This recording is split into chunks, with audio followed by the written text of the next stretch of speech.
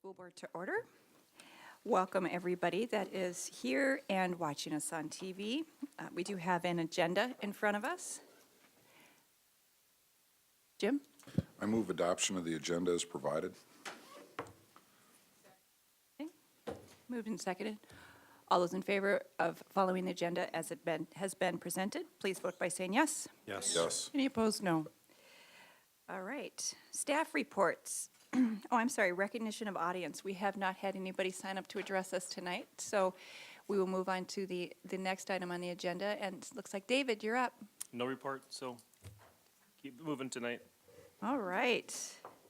Human Resources Report. We have Cheryl Lehman joining us this evening, and she sent us with some preliminary materials to read, so anything else, or should we just let Cheryl take over? All right, Cheryl, you're on.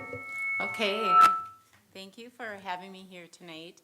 I did send you some materials just to kind of give you an idea of what's happening in human resources. I think sometimes human resources is the place where we hire people, but we've got a lot more going on in our department than that. I also wanted to point out that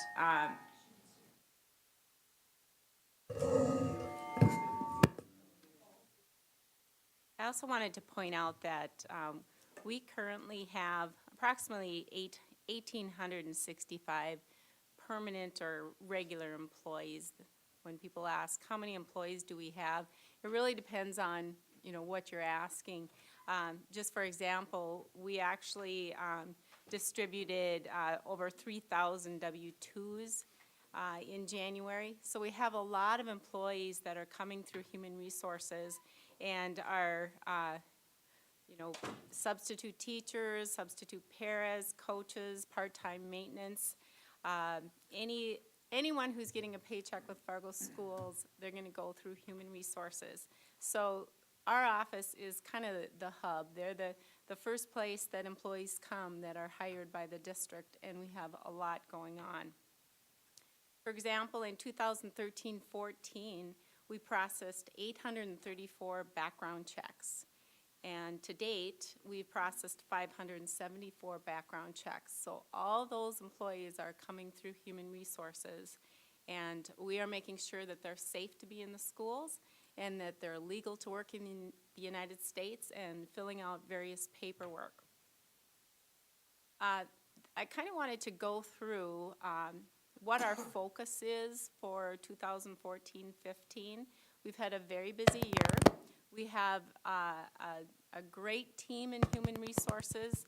We also work very closely with business services, with IT, and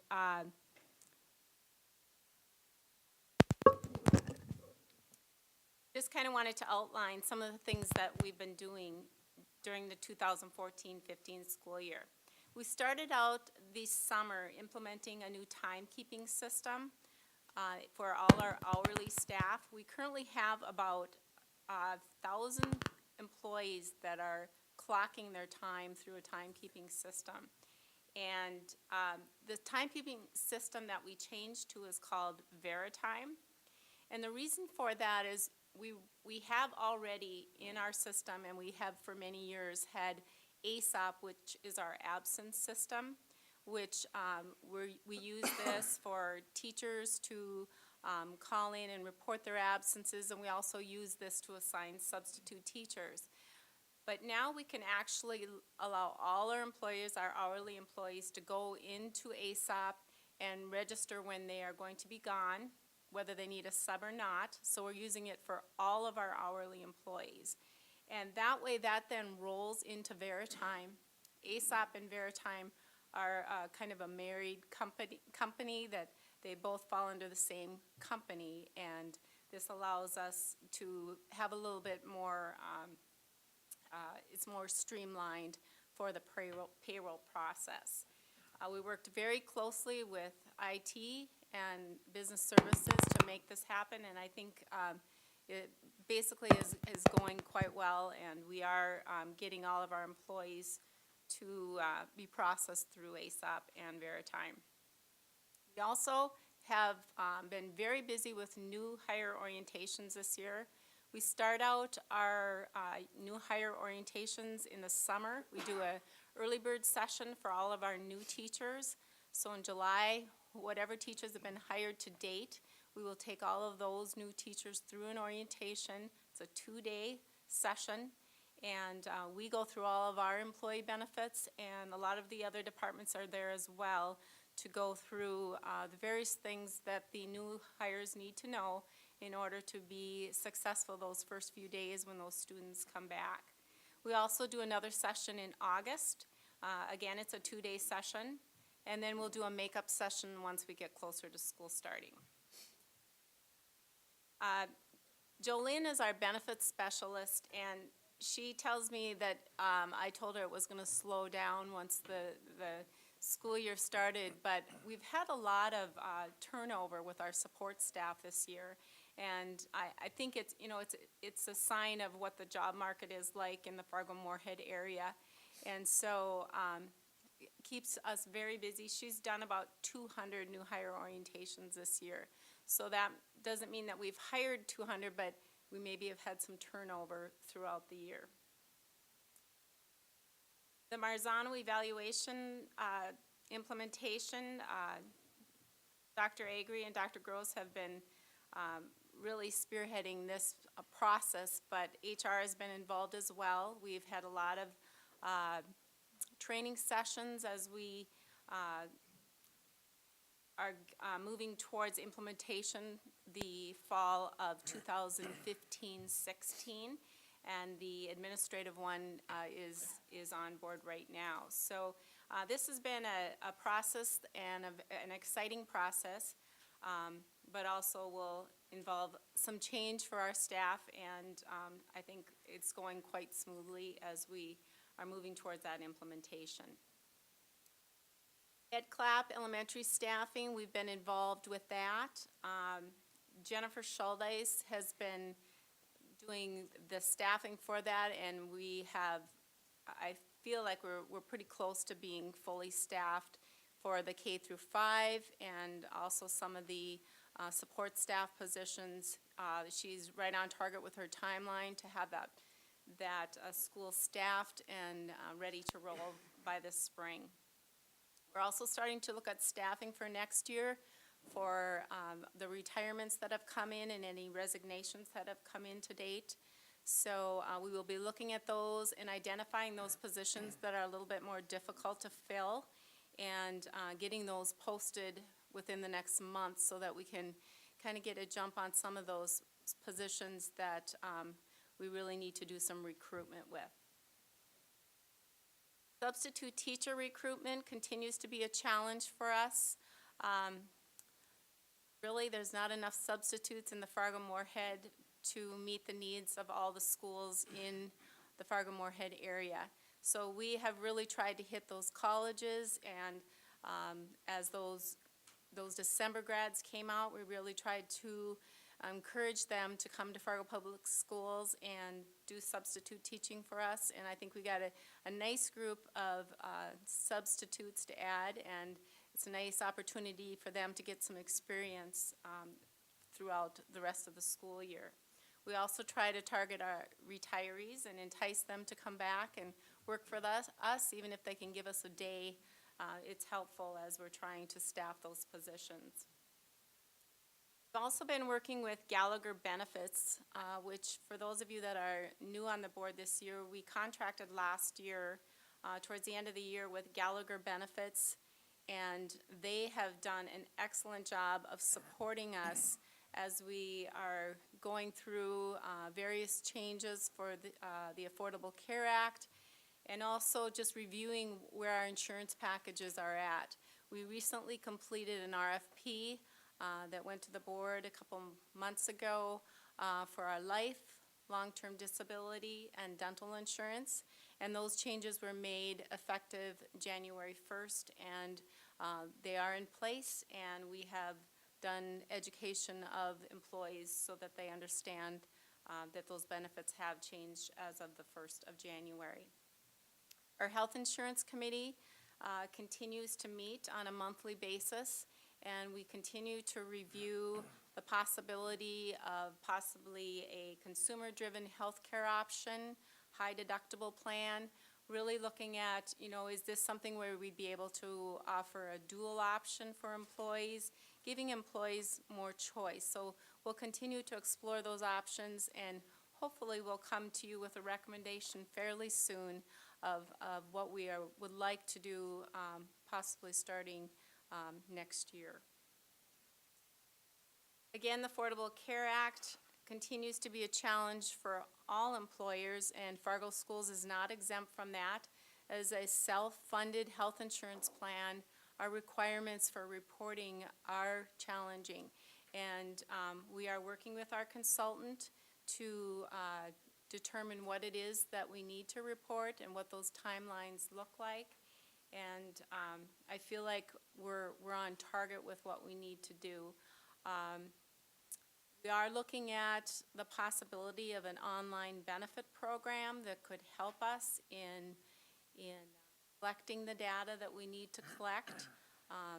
Blue Cross Blue Shield cannot collect it for us since we are self-funded, so we really do need to be proactive in what we are collecting so that we will have that information and data to report to report next January. So stay tuned on that as we continue to research that. Overall, hopefully this packet will kind of give you an idea of what we're doing in HR and know that it's a busy office, and if you have questions, please don't hesitate to give us a call. Thank you. John?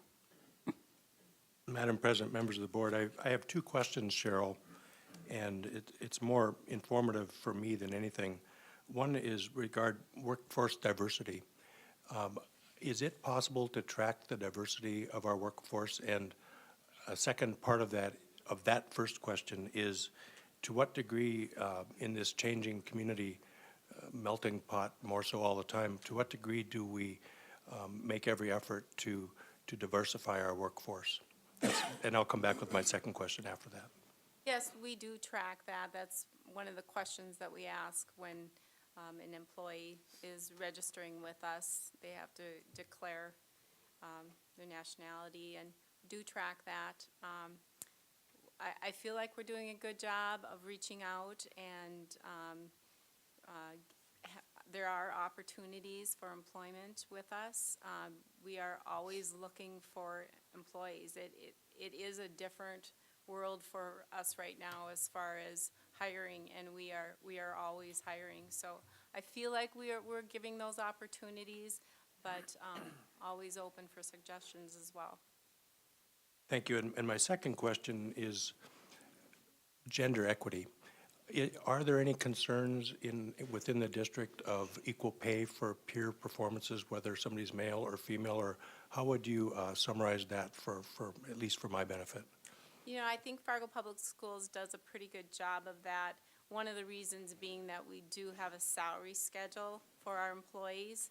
So whether you're male or female, that salary schedule is going to be the same. And as far as opportunities for male or female, I feel like we're doing a very good job. Jennifer, please. So I have a question. You mentioned substitute teachers and that we're dealing with a shortage in North Dakota. I'm curious if you might have the numbers to share with us how many substitute teachers we have and what would be the ideal number.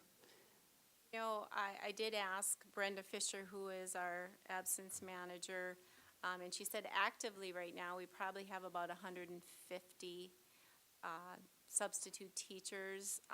That kind of ebbs and flows with the time of year. A lot of times we'll lose some of our substitute teachers this time of year if we've got retirees that have retired and they've headed south. But we do compete with West Fargo and Moorhead and also any of the surrounding areas. It's not an easy equation for us to meet those needs, and we are trying to be very creative. We do have a substitute bonus that we've tried to be creative with, but we like to be nice neighbors with West Fargo and Moorhead as well, so that we're not continuing to by adding a few dollars here and there. So it is a problem, and we continue to try to address it by recruitment. Paul? So Cheryl, you just brought up a topic that reminded me of a discussion from a few years ago. So we actually kind of collaborate with the other school districts to try to come up with a substitute price. Is that what we do? Yes, we do. We meet with the HR directors from both Moorhead and West Fargo, and do try to collaborate as far as the daily rate that we pay. And has that daily rate changed much in the last few years? It has, I think it's been the same for the last 2 years. So I believe this will be something that we will look at and address, just to be able to keep up. And is that an administrative function then to determine what that rate would be? Yes. Jennifer? So on any given day, is this how many substitutes teachers we're using? Right, right.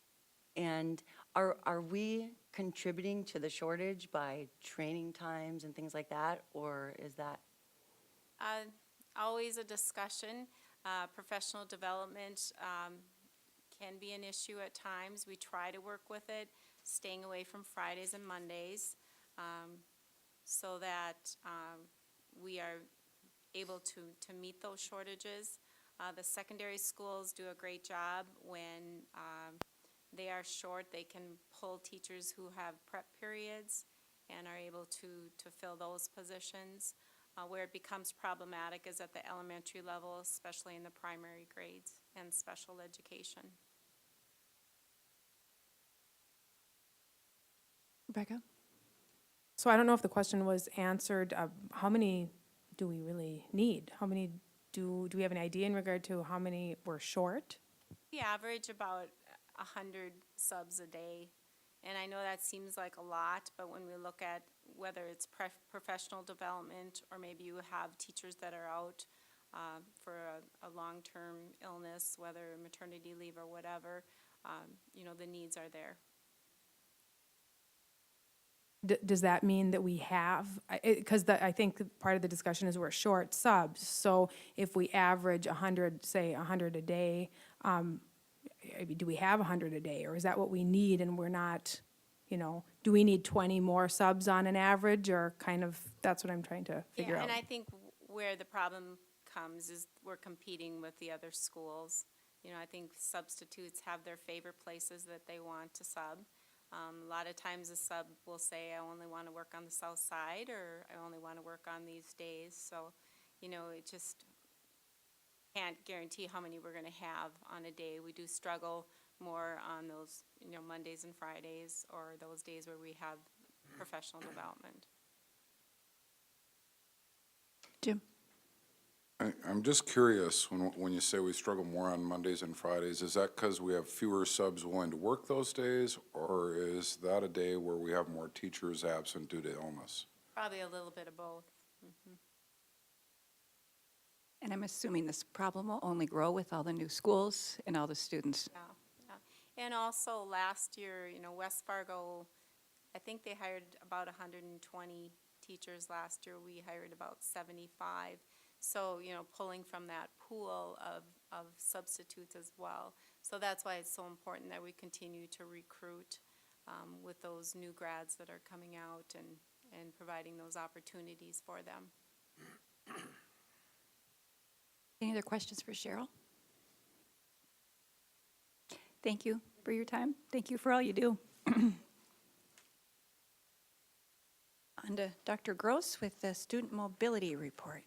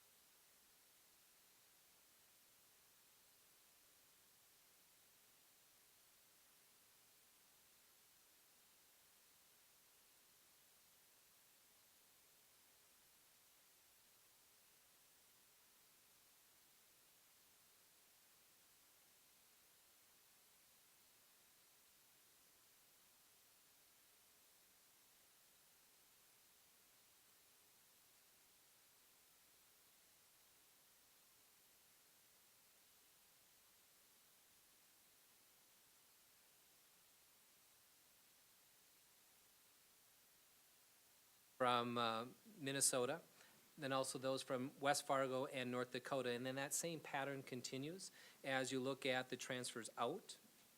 And what you'll see is similar percentages across both the ins and the outs. And then on page 4, you will see that same data for middle school. And finally, on page 5, the same data for high school. This report does not include information around our dropouts, and that is typically what we will present to you in the final version of the mobility report. So when we come back at the end of the school year, that will be an addendum to this report.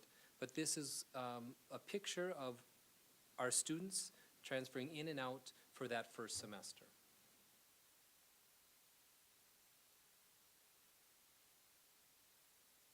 Any questions for Dr. Gross?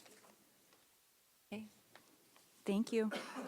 Did you have anything else you wanted to report on? I do. I just would like to share with the board, we've had 3 successful parent meetings around the middle school schedule. We had 1 this week and 2 last week. The number of parents who came to this round of parent meetings around the middle school schedule was much smaller than the first round. We had about 45 individuals come and join us during those 3 parent meetings. The feedback we received was very favorable around the recommendation from the middle school task force. In fact, after the meeting, much of the conversation was people thanking us for listening to their feedback, responding to it appropriately, and the work of that committee. So as we continue to move that forward, I think we've received good feedback through those parent meetings. All of that information is available on the public information warehouse. As you go to that site and then you go to the middle school task force, the frequently asked questions document that we shared at those meetings is posted, and so is the presentation. So if anyone was not able to attend those meetings, they certainly can get that same information. So based on that feedback session and the lack of negative feedback, we'd like to continue to move forward with that recommendation. Okay. Anything else, Dr. Gross? Thank you.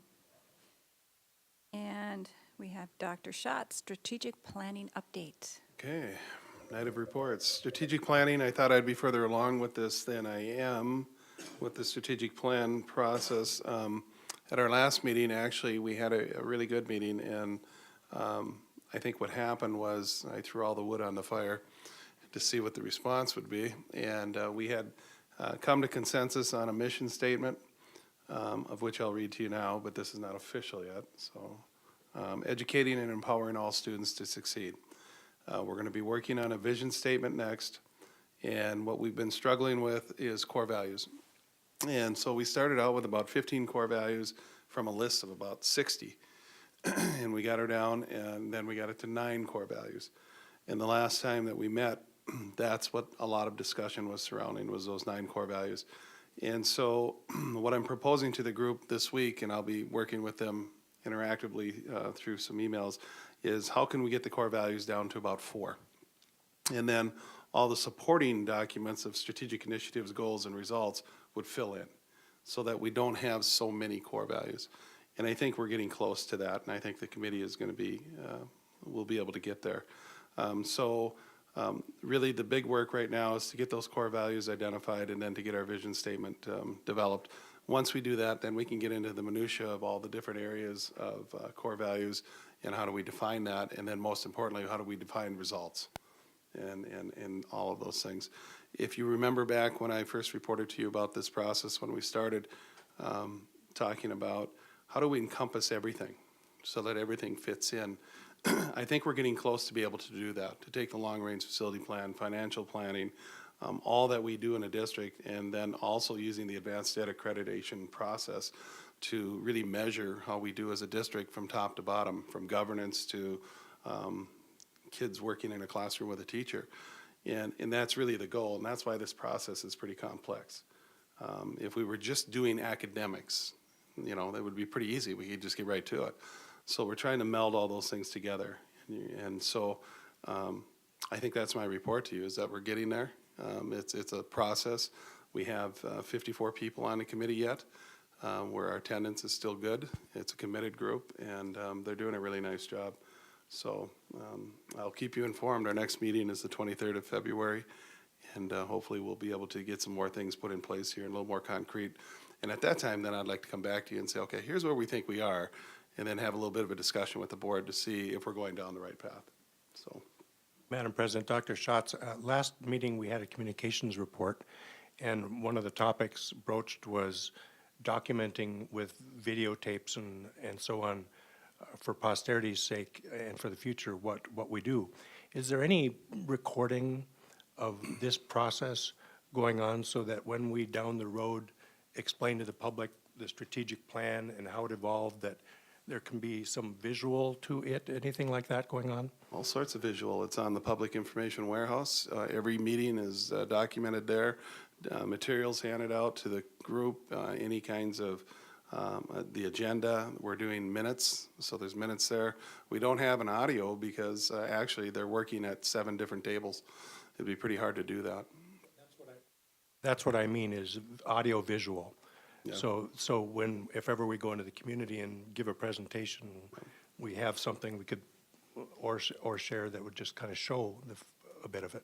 Yeah, we haven't done that, to answer your question directly. Yeah. Pretty exciting stuff. It's what keeps me up at night. So we're getting there. It's getting there, so. Did you have anything else you'd want to report on? At this time, I really don't. I maybe one comment on the middle school schedule real quick, and that is, when we got into a situation where people had voiced their opinion that they weren't happy with what the initial product was, Bob stopped the process. We went back to work, had a really good committee put together, worked with the middle school principals, a lot of collaboration. I sat in on one of the meetings to kind of see the process. I think I made a comment at the board meeting that, we're going to get this right, and we'll get to the point of where it's right, and I think that's where we're at. And there, as I've mentioned to all of you before, there are a lot of good things about what's come out of this process. So, to Bob and to the 3 middle school principals too, they've really been in the trenches with this for a long, long time, and really, I think it's something to celebrate as a district, as board members that have been here for a little while. You remember this process has been going on for a long, long time. So we're finally able to move forward, and I think there'll be good things that come out of this process. And as we put this schedule and some of the changes with curriculum and things like that in place, we'll be serving our students in the middle school better. So kudos to Dr. Gross and his group, and to all the work that's gone on, and to the parents and everybody else that was engaged in the process. It turned out right in the end, so thank you, Bob. Brock, legislative update. Madam President, members of the board,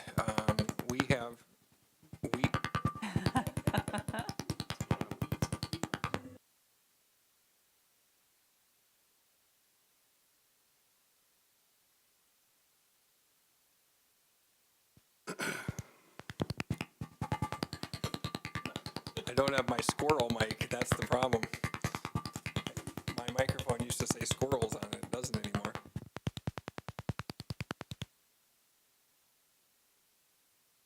Okay, let's try this again. All right, Madam President, members of the board, as you know, the legislature is in full swing, and there's lots going on out there. We have 80 bills on our tracking list that we're trying to keep track of. As you've seen from prior announcements we send out weekly, we either have a support, oppose, or monitor. The vast majority of those 80 we're just monitoring. We do have certainly firm positions on a few bills.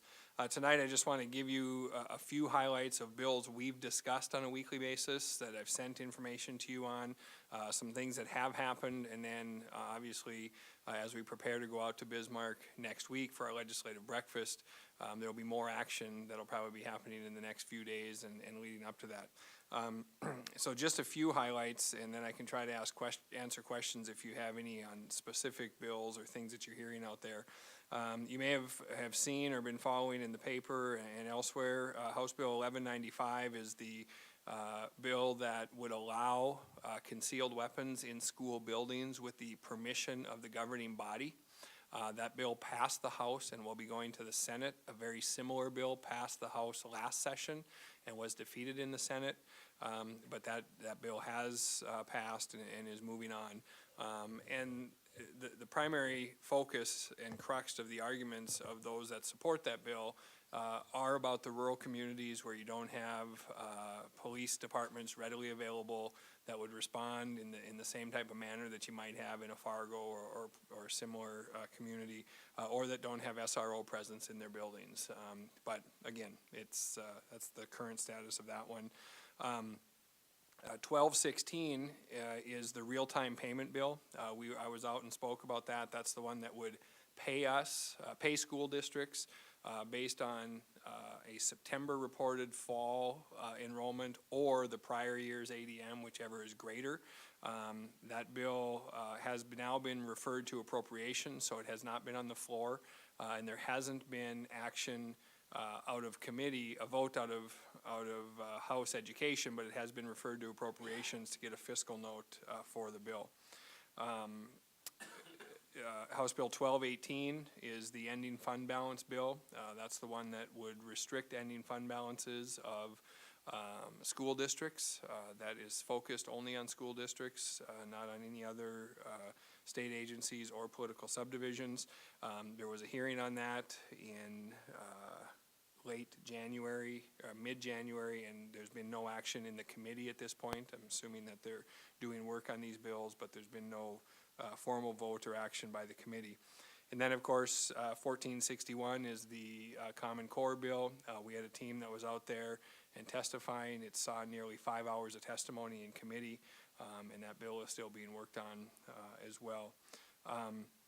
On the Senate side, two that we're following closely, obviously 2031 is the K-12 funding bill.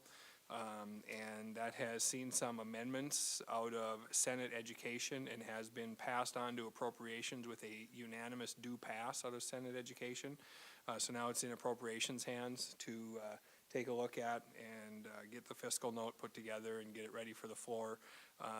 The amendments that were made were, I would call them minor in the grand scheme of things, but certainly trying to balance what's happening with other bills and differences that were in place between the interim ed committee and the governor's budget, and just trying to bring balance to all of that. So at this point, we're still in a wait and see mode. I would say that I don't have any grave concerns with the amendments that were put in place at this time. I still think that we support the bill as it was written and think that it's got some real quality components for what it will do for education moving forward. The other one, Senate Bill 2210, is the bill that would allow the REAs to stand alone, to be their own entity. Jim has reported on this to the board on more than one occasion.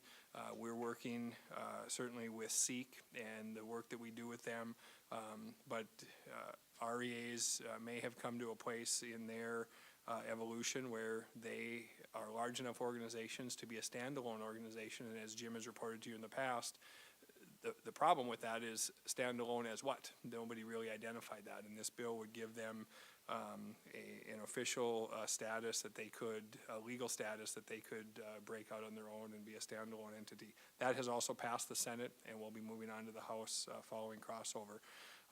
So those are just a few highlights. Again, we've got 80 bills on our report. It's a lot to try to keep track of, so if we send it out to you in mass, it's to be a lot to sort through. We try to give you just the highlights of those bills that we need to make sure that we're contacting our legislators on or being involved with. We are doing the weekly calls with West Fargo. Robin has been sitting in with Jeff and I during those calls. That continues, I think, to be a valuable component of communication between the districts and planning for how we're going to work through legislation with our legislators. We do have GAC, John will report on that later, where we will get deeper into more bills and then see if we need to take different positions or how we want to move forward, and then make a plan for next week as we get out to the crossover breakfast. And with that, I can take any questions if you have any.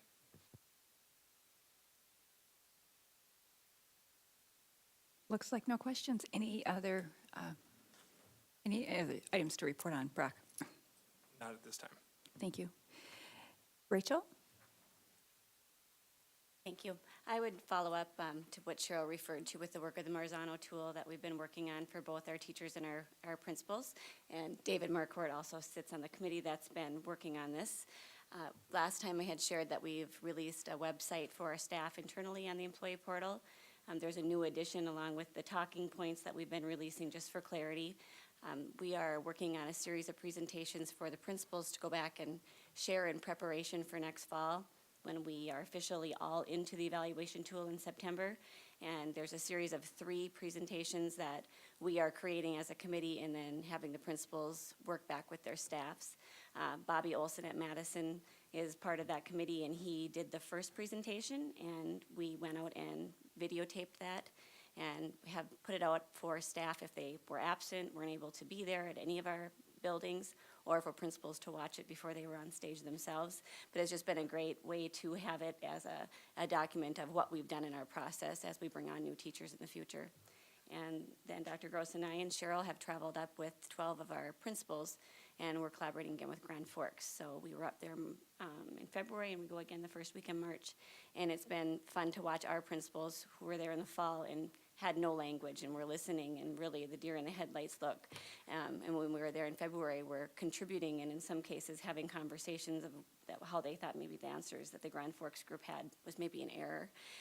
So they're learning a lot about it. It's going to be a big change for us, but it will really improve practice and give us a common language. Thank you. Emery? Just want to let you know that our staff recognition program, the nomination process, will be coming to a close at the end of this week on February 15th. So just a couple more days for people to get their nominations in, and then we will start reviewing those and making selections and going on to the next part of that process. Thank you. Are we all done with staff reports? Okay. Thank you, everybody. On to our consent agenda. Paul? I move approval of the consent agenda. However, there is an item I would like to remove for a brief discussion. Okay. That would be the approval of the kitchen bids at EdClap. Okay. And let's see here. We would like that just at the, Yeah, just In for the- a minute. okay, business section. Okay, we have a motion on the floor with one withdrawn item. Okay. All those in favor of, Madam oh, I'm President. sorry. Excuse me. Just a quick comment before we're voting on this. It's not, I'd like to point out that how exciting it is that we're doing windows at McKinley and Hawthorne, and that we're also investing in a new roof at Madison. These are 3 schools that many people thought were in the balance when we entered into our discussion about facilities. And this, the proof is in the pudding that we have an ongoing unfolding plan now, investing in all schools and bringing them up to speed, and to see these small neighborhood schools fixed up and improved for the next generations is just commendable. Agreed. Okay, do we have a second on the floor for the consent agenda? Yes, you do. Okay, thank you. Okay, all those in favor of the consent agenda with the exception of the award of bids for the kitchen equipment at Ed Clapp, please vote by saying yes. Yes. Yes. Any opposed? No. Okay. Paul, is it okay if we pull that item down to E on our business section? Whatever works. Okay. Very good, thank you. All right, on to our business section of the agenda. We have, the first item is board compensation, which was referred by the board to our governance committee. Governance did have some discussion and has decided to continue with our process of reevaluating this on an annual basis, which is in January. There was also discussion on, now that we have this date to consider it at the board level, we haven't really come in prepared to discuss items. So in November, we will have a preparatory agenda item for this item to gather comparables, whether they are other boards in this area or other boards that spend an equal amount of time or similar to us. So by the time it comes to the full board in January, we'll have some other items that to have a informed discussion. Does that sound accurate for those of you that were at governance? Okay. So at this point, the next time we will discuss this will be in November at our governance meeting, whoever the governance committee may be at that time, and then formally we'll come back to the board in January. All right, Fargo Dome Authority. Well, here we are again. We have 3 candidates that we are considering tonight. Deb Mathern, Todd Olson, and Nancy Jordheim have all agreed to put their names forth to serve on the Fargo Dome Authority. We will need an action item on this. We just kind of opted to not have them come and present, and so we could take action on this tonight. So before we get started, talk about process, Anne Marie, any suggestions? Are we going to be submitting names on ballots? I'm sorry, I didn't prepare that much on this. We can if you like. I have one prepared. I just have to print it quick, or we Okay. can just use just paper if you want to submit it that way. Okay, well, let's just tear off a corner of paper. Make it easy so Anne Marie doesn't need to go upstairs. So the process then, guys, is we list 2 names, right? Okay.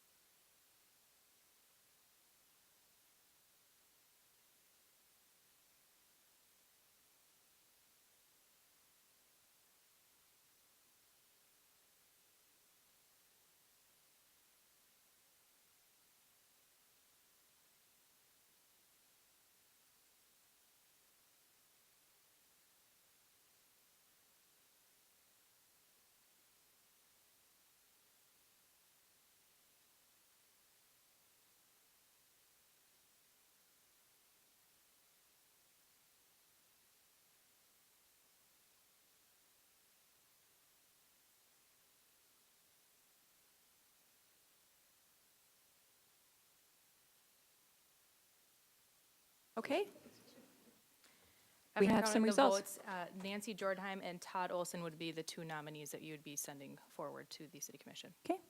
We will work, we'll forward those names to the city commission. I think they're due here in April, so we're good to go. Thank you for participating in that, and we will let everybody know that, whose names were on the ballot. Thank you. Sale of refunding bonds, Mr. Johnson. We've got some good news to share tonight, and we do have a guest here, Mr. Knutson, who is one of our bond advisors and worked with Brock and his team on this particular issue. Before I turn it over to Brock, and I suspect he'll turn it over to Myron for any comments, the bids were opened. They came in actually more favorable than we had actually anticipated.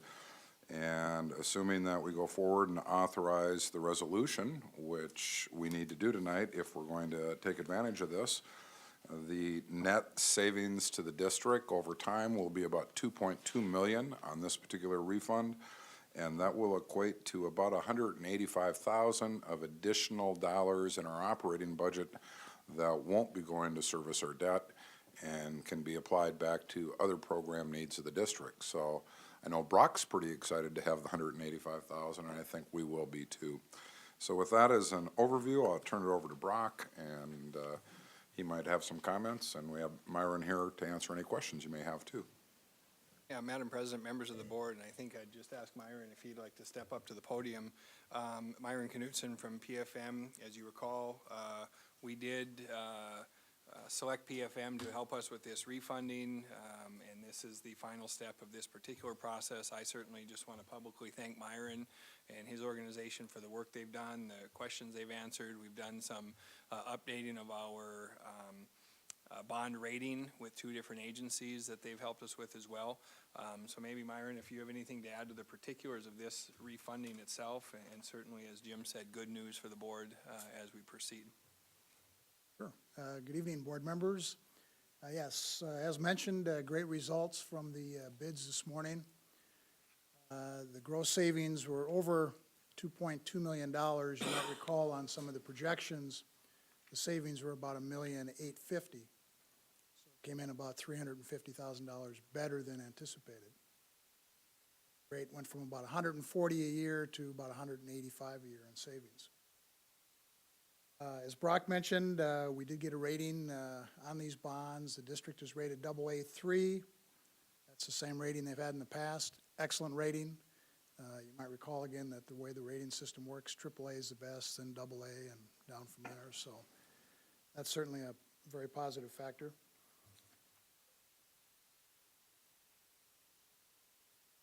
The only other thing I'll mention is we did receive, as you saw, 6 bids. Which is great for an issue of this size and type.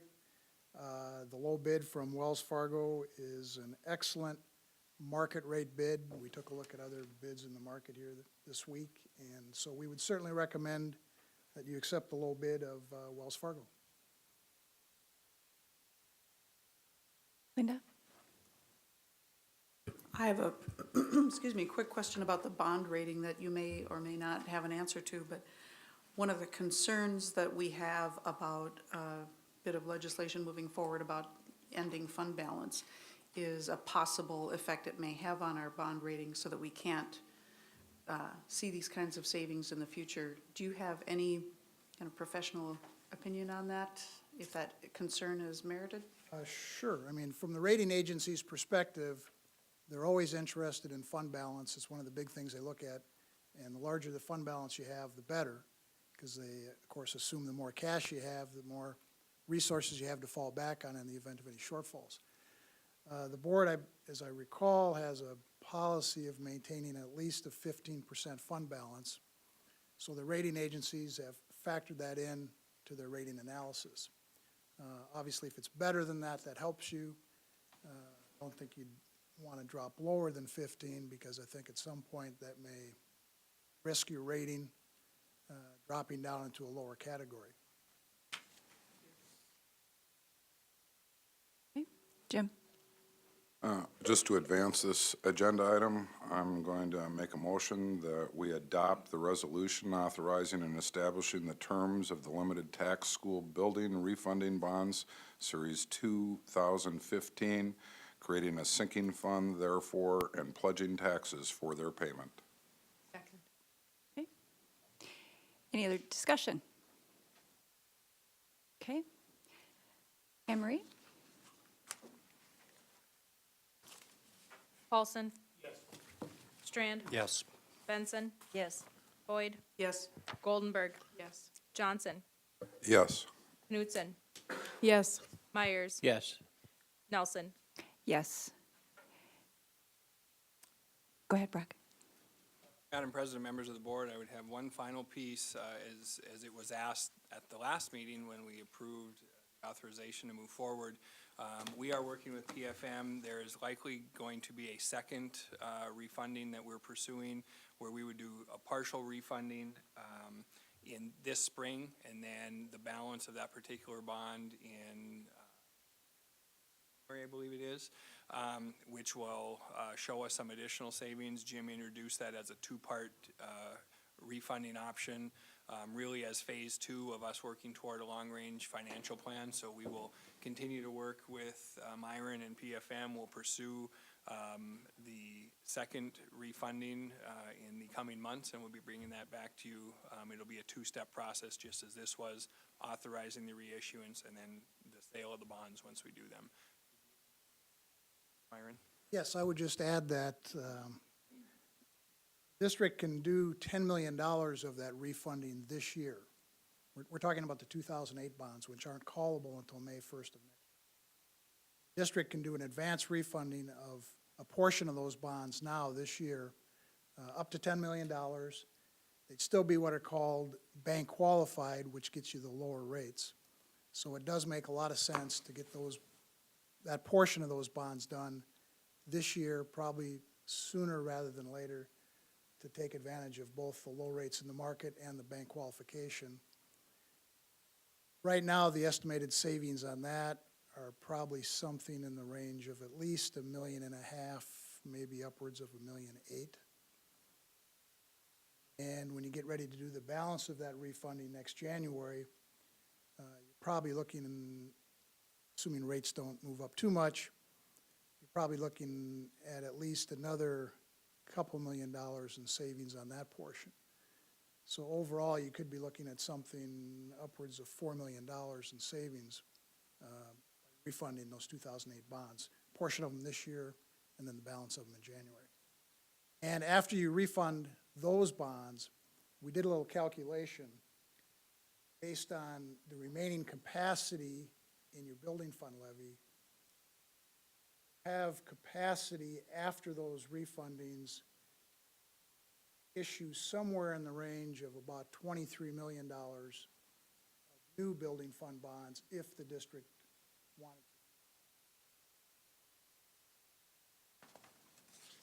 Very good, thank you.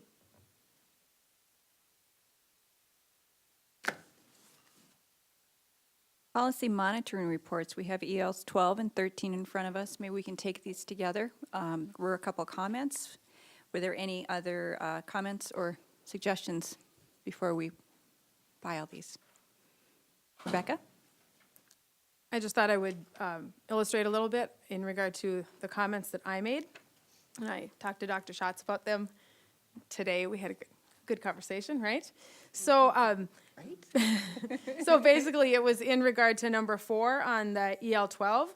And my question was more in regard to, not on the academic side, but in regard to extracurricular offerings for the district. And we have co-op agreements with some, well, our public schools, you know, co-op. And then we also have some co-op agreements with private schools. And so I was interested in having an opportunity to take a look at that and not knowing if we had any policies in place that addressed if co-ops should exist, how long they should exist for, what the parameters should be, and all of that. So that's why I put those comments down, and I was going to encourage that a policy potentially be developed if there isn't one, and if there was one, that we take a look at it. And there is one, so it's AP 4530. It was developed, it was created in 1995, last revised in 2010, and it's called Cooperative Sponsorship Agreements. And Dr. Schatz is going to take this and work with our activities director, our district activities director and cabinet to review it and see if, again, since it was last updated in 2010, if there should be any changes. We talked about a couple of items that might change today, but that was my comment there. I wasn't saying that we weren't in compliance, but I just wanted to get a conversation going. Thank you. Okay.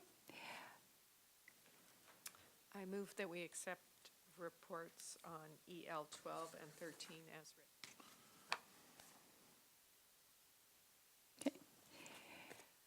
All right, no other hands? We are ready to vote on those. Strand, Yes.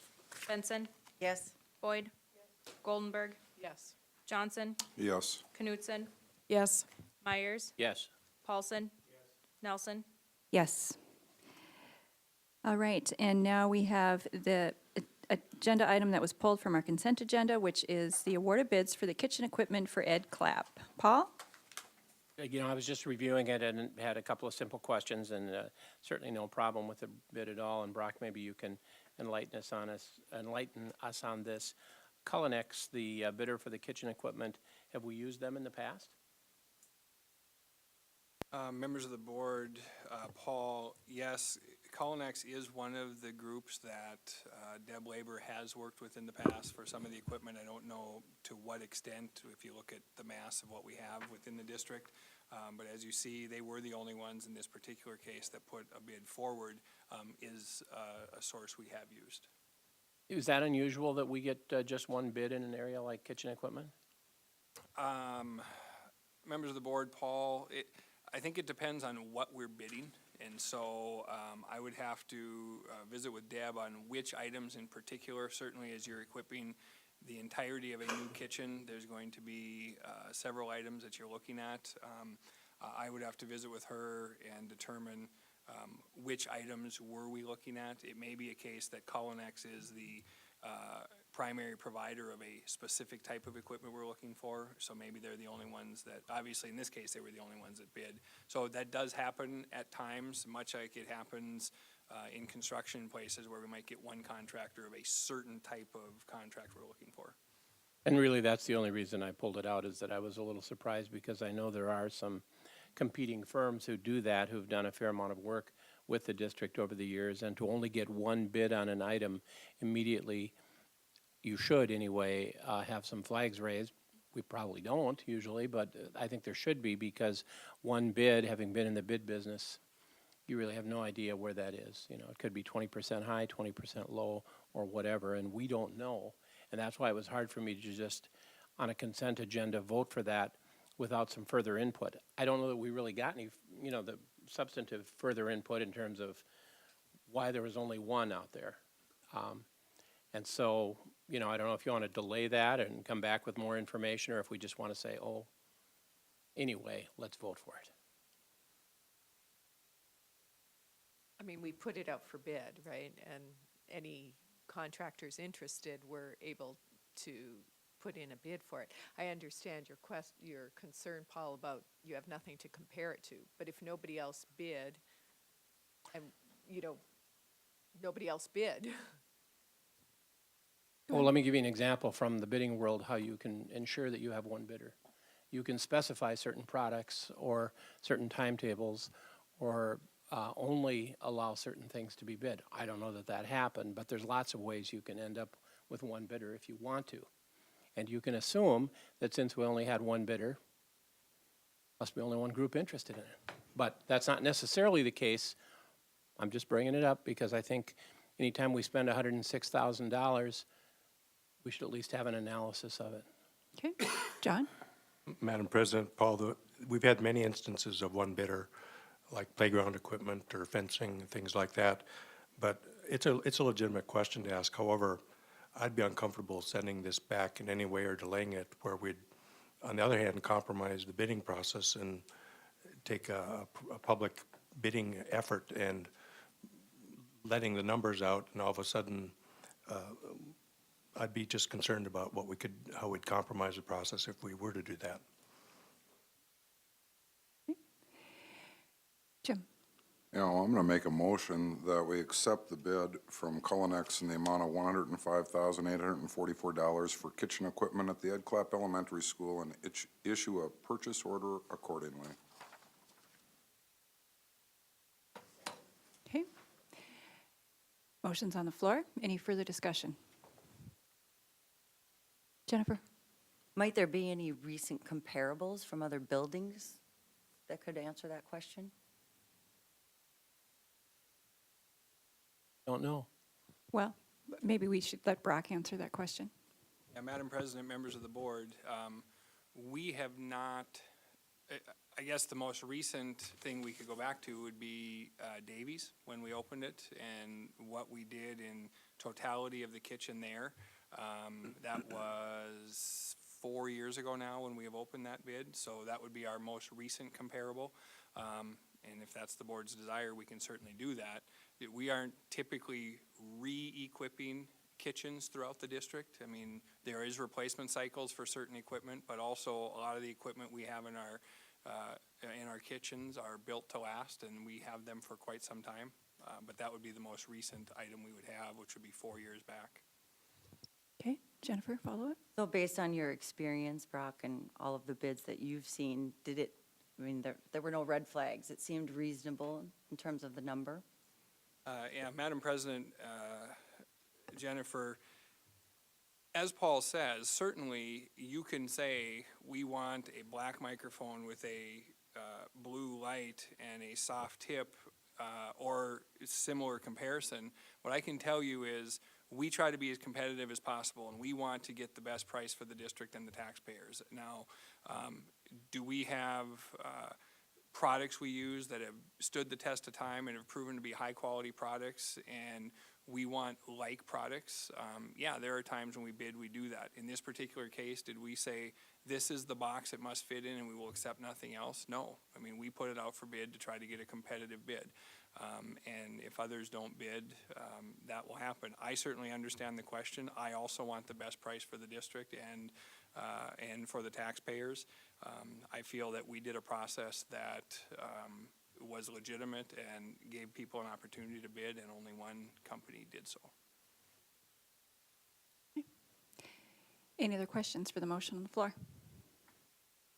All right. Benson. Yes. Boyd. Yes. Goldenberg. Yes. Johnson. Yes. Knutson. Yes. Myers. No. Paulson. Strand. Yes. Nelson. Yes, motion carries. Okay, we are at the end of our business section. Go ahead, Jim.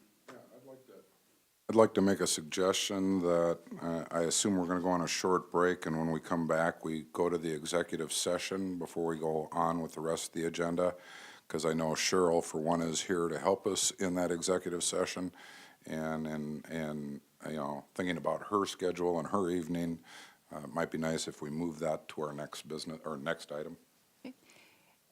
Are there any objections? I don't think we need a formal motion for that if it's so. Okay, well, that's what we'll do then. So we'll take a 10-minute break and we'll reconvene at about 6:42. Thank you.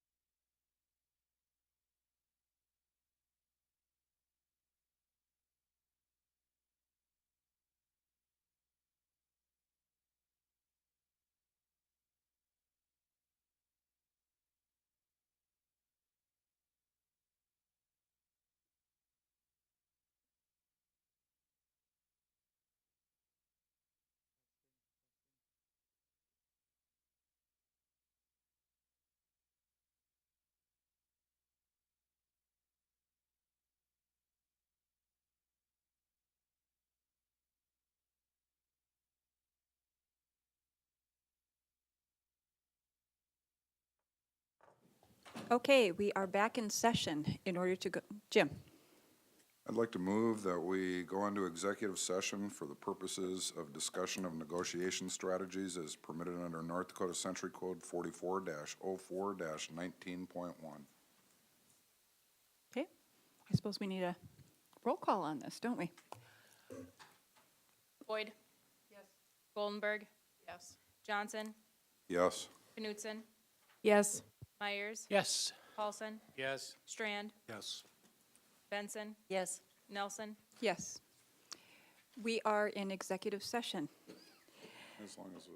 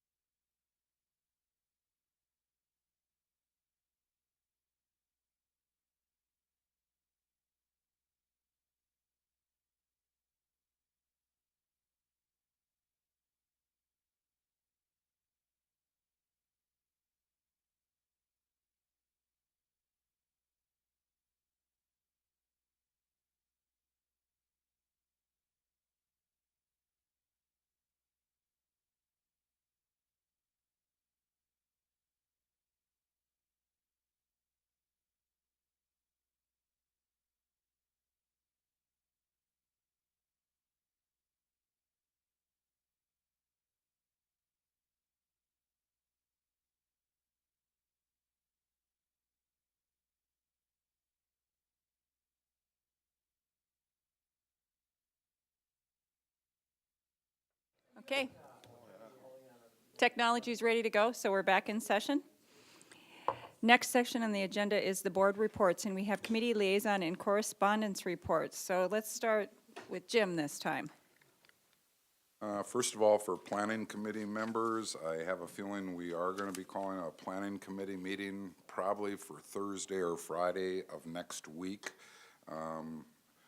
Brock and I visited earlier today, looked at what we thought were coming up before us from a budget planning perspective, and think we're going to need to definitely sit down and get some planning input. But we did not have a chance to connect before this meeting, so I don't know if Thursday or Friday is going to work better on your calendar, Brock. I think because there's a combined principals meeting Thursday, we'd probably look at Friday, Okay. the 20th. So it'll probably be Friday, the 20th at 7:30 in the morning. Those of you on planning, put that in pencil. We'll double check with Brock and Mary Ann's calendar tomorrow and then get an announcement out accordingly. The state school board meeting met last week in conjunction with the state conference for negotiation training and a couple other odd things that happened on Thursday. Superintendent non-renewal and other things that really aren't too applicable to at least Fargo Public Schools. Nothing really big happening at the state board, but a lot of stuff happening at NSBA. Some of which is not being swallowed very well by the states. Those of you that are maybe not very familiar with how our national structure works for school boards, you have the National Association, and then they've broken the country down into regions, and we are in what's called the Western region. You'd think we'd be in the Central region, but, you know, the Wild West starts in Fargo. So we are in the Western region. The national, I think, you know, they won't come out and say this, but I think we got a new director at the national level. I think we might also have a budget issue going on at the national level, which nobody's exposed or wanted to talk about, but they're trying to eliminate the regional meetings, the Western region, the Southern region, the Eastern region, the Central region, and the Pacific region. They're trying to get rid of all of those and consolidate them into one meeting that they're calling the leadership meeting. So this year, they're having a leadership meeting in Chicago that all of school boards from all 50 states will be sending reps to. And at least the Western region, because we're really, I guess, against this, is going to still have the Western regional meeting too. Not all the regionals are holding a meeting because they're trying to make it happen together in conjunction with the leadership meeting. So there's a little struggle going on, and who knows where those politics will play out. One interesting thing from the state's perspective, I think it parallels our own experiences. There was a contingency from North Dakota that went to what we used to call FRN, Federal Relations Network, the Advocacy Institute, as it's now being labeled, in DC just a few short weeks ago. They came back, and they are now of the mindset that maybe it doesn't make sense to use state dollars to go to that thing every year. So we're going to kick it around at our fall meeting and or summer retreat, I guess, and make a final decision. I kind of kept mum during this part of the discussion and kind of thought to myself, maybe we should just invite all three of our congressional delegates to come to our state conference in October. And unlike New York State, they might actually show up if we invited them to come to Bismarck and had the entire school board contingency from all aspects of their home state in one room for them to talk to. So that's at least what I'm going to be advancing to them as an idea going forward. Outside of that, we got an update on the NSBA's legislative agenda. We had several things that we as a state board were interested in trying to get bills advanced on. 11 of them got into the actual process.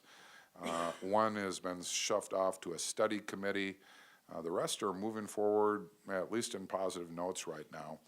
And of course, they've been very busy advocating on the major education bills as well.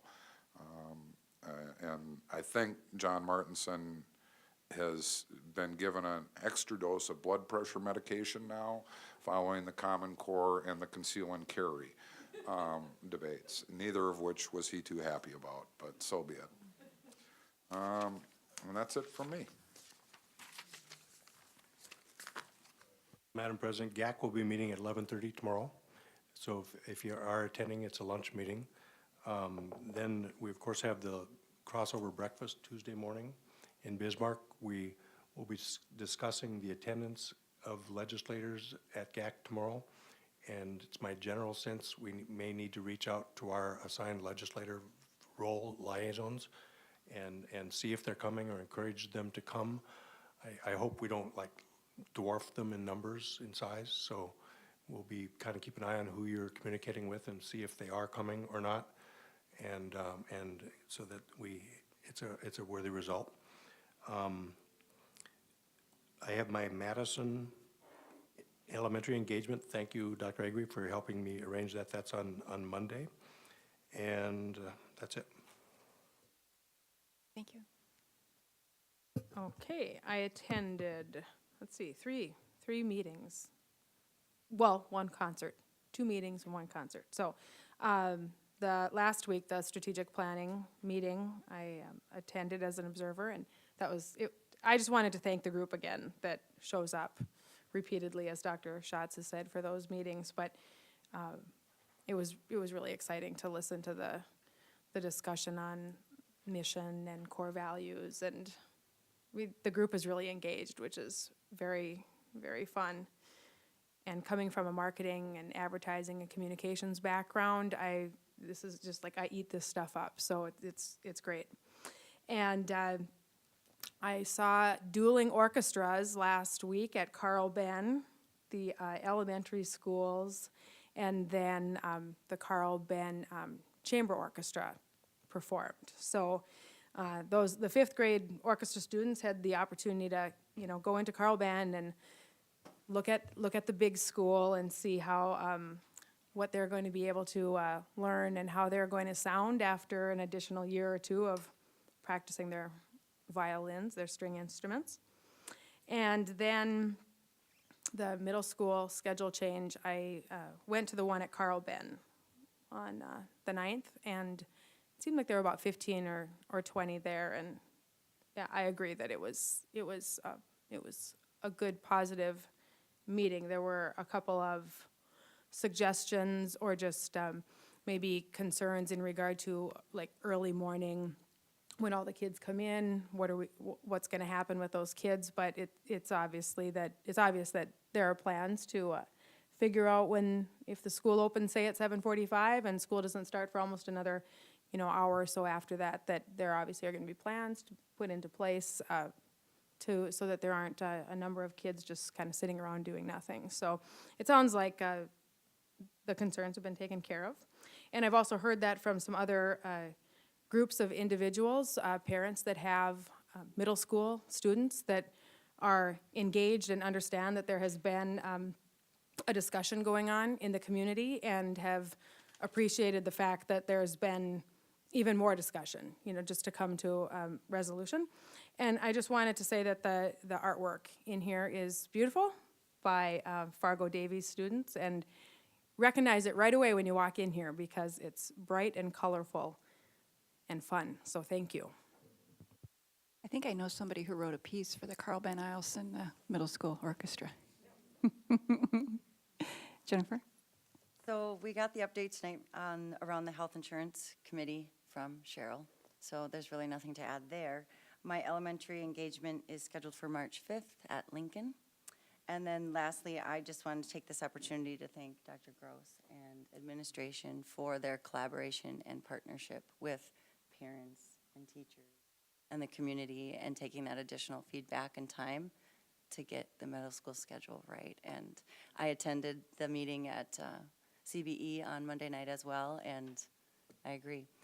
There were it seems like that, as well as neighbors that I've spoken to, it has all been positive feedback, so thank you. David?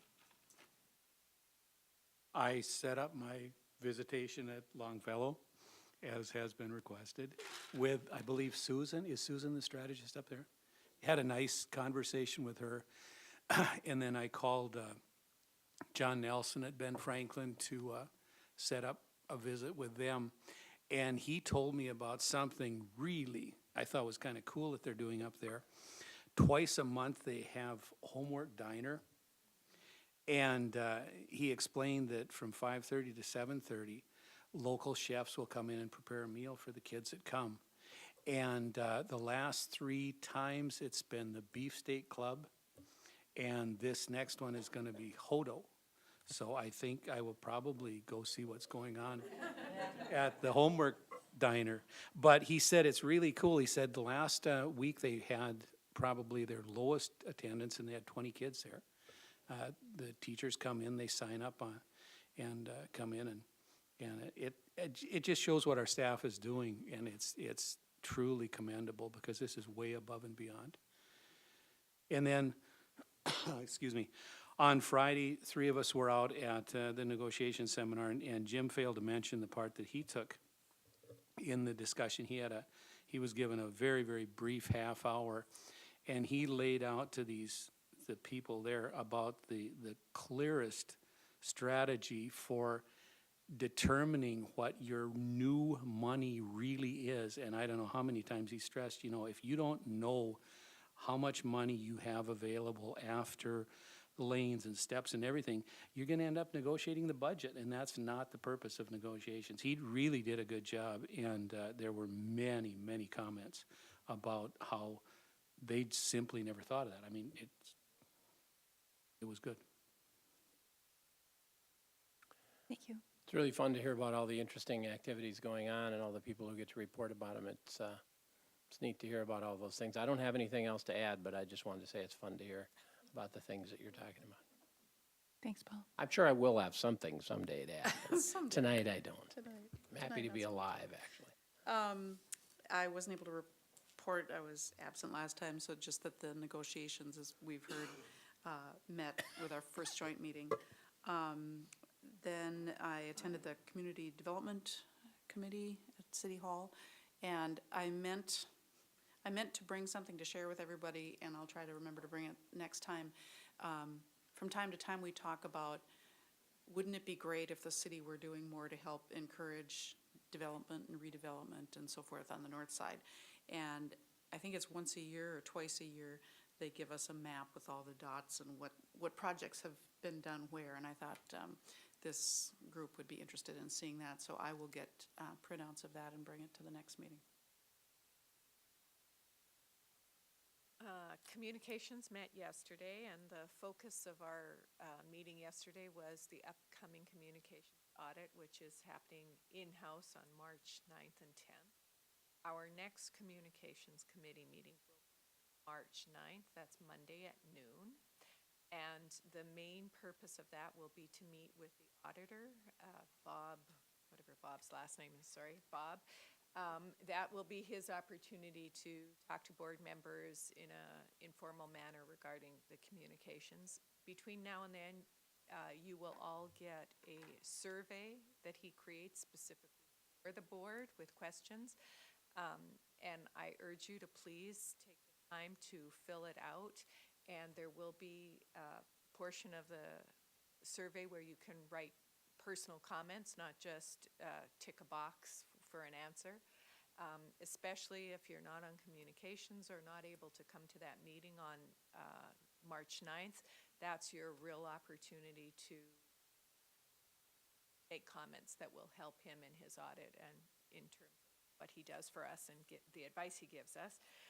In addition to the board piece, he's going to forums with groups like the principals, the support staff, elementary teachers, secondary, middle school, high school teachers, parents representing those groups, business leaders, and in addition, also the seniors and masters who are often the folks that we don't get feedback. So he'll be here for 2 long days on the Monday and Tuesday, and then the hope is that by early summer, we might have our report back. So, and Anne-Marie's been very positive so far with all of the encounters she and her team have had with this gentleman in preparation for the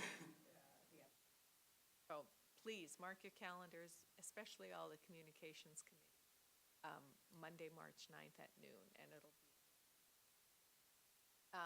I also did my second elementary engagement at Barton Hawthorne with Michelle Isaacson, and was another. I won't go on about that, but I'm looking forward to. I was also in Bismarck last week for the negotiation seminar. David already said what a great job Jim did. The other piece that I took away that I thought was particularly interesting is there was a speaker on the ACA, the Affordable Care Act, and the reporting piece to that. And I'm generally supportive of healthcare reform. You know, I always coach the fact that Canada and a different system. But there are a lot of pieces that affect employers that are unintended consequences of this law, which really will affect our district and affect the type of health care we may choose to offer or may feel we can offer going forward. So I found that really interesting and very helpful to understand when, from the health committee, et cetera. I was at the Discovery Middle School parent meeting. That was the first there. Very different flavor from the first round of meetings. And again, the questions were just logistics as opposed to negative comments, and everybody left thanking the administration and with happy smiles on their faces. I think, again, thank you to Bob and the rest who were there. I took up Rachel's offer last time and attended at Agassiz with, and I forgot her name again, Aminata Emoja. Anyway, fabulous. I expected to go there and just sit in the background and watch, and Rachel let me do that. And of course, they were the folks at my table know that you can't get me at the table and keep me quiet. So it was really educational to participate and see what it was administrators on this particular thing. And it was about data collection, but it wasn't about data collection at all.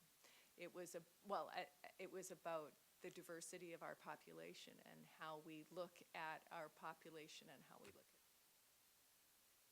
I found it fascinating. So I know that we don't always have time to do those kinds of things, but whenever, if and when the offer comes up again to participate in some of the PD for the teachers, I would, or graders, if you have the time, it's worth a while. So thank you very much, because I really enjoyed that. I also was at the one-act musical review at Davies, which was a lot of fun. And today, some of you, I think that's it for me. Okay, thank you. First off, most importantly, we all have the Bear Facts for Valentine's Day. Thank you, Mrs. Kolstead from the Hawthorne Elementary. My family loves these. We crack up every year when we read those for Christmas and Valentine's Day. Before I get started on my report, I want to take a moment to commend administration. You guys, they've been working really hard, and maybe I know more about it just because I'm sitting in this chair, but lots of evenings, lots of weekends, lots of legislative work, lots of phone calls. I mean, more than I've ever seen. So I think that good job, guys. It's been a lot for you, and some of it's been trying and some has been fun, but I appreciate what you do, and I'm sure the board does as well. Going through the events there, obviously, I don't need to read all those to you, but Bismarck will be, I look forward to that legislative thing and our GAC meeting tomorrow. Homework will come out on Thursday, so be waiting for that. I have my strategist visit scheduled. I've been visiting with a lot of legislators on different bills, and West Fargo, at our last call, is excited to collaborate with us on the breakfast, and so they had brought forth some agenda items. We'll discuss those at GAC tomorrow, and they seem to like the format from last year. Couple other pieces I don't have on here, well, one more. Apparently, my liaison school, also one of my FYC kids is there, and so I am going to be show and tell next week at Mrs. Clark's 4th grade class, and I'm going to read a story on groundhogs as soon as he finishes PowerPoint on groundhogs. So I'll get to read to the 4th grade class again at Mrs. Clark's 4th grade class. So yeah, I've never been show and tell before. I'm not quite sure what that makes me, but anyway, I look forward to that. So yeah, objectified, yes. He's pretty cute. He's worth it. He's pretty fun. So that's about it for my report. So let's see here. Our next meeting is February 24th. On to debriefing. Madam President, I have another report. Of course you do. Birthdays, we have Brock, 2 Mondays in a row, Brock the 16th, and Dr. Agri the 23rd. So both of you the next following Mondays, I hope you have a great birthday. We'll make it really special. Debriefing? Okay, we're good. We are adjourned.